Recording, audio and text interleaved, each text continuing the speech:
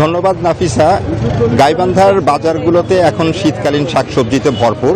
আমি এখন আছি গাইবান্ধার খানকা শরীফের একটি বাজারে, যে বাজারে ক্রেতার বিক্রেতার সাধারণত উৎপাদকরা নিজেরাই এসে এই বাজারে বিক্রি করে যায় ক্রেতাদের কাছে। এই বাজারটিতে আমরা যা দেখতে পাচ্ছি তাতে ক্রেতা বিক্রেতা উভয় পক্ষই মোটামুটি সন্তুষ্ট। ক্রেতারা বলছেন যে এই বাজারে গত সপ্তাহের তুলনায় দাম কিছুটা কমেছে, আর বিক্রেতারাও একই কথা বলছেন, দাম কিছুটা কমেছে। কিন্তু ক্রেতাদের বক্তব্য যে বাজারের দাম আরও কিছুটা কমা উচিত ছিল। গত সপ্তাহের তুলনায় সকল শাকসবজিতেই দাম মোটামুটি 10 থেকে 30 টাকা পর্যন্ত কমেছে।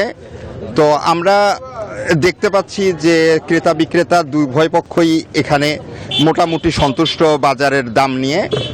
এই ছিল আমার কাছে গাইবান্ধা থেকে সর্বশেষ সংবাদ। ফিরে যাচ্ছি স্টুডিওতে। প্রিন্স, আপনাকে ধন্যবাদ।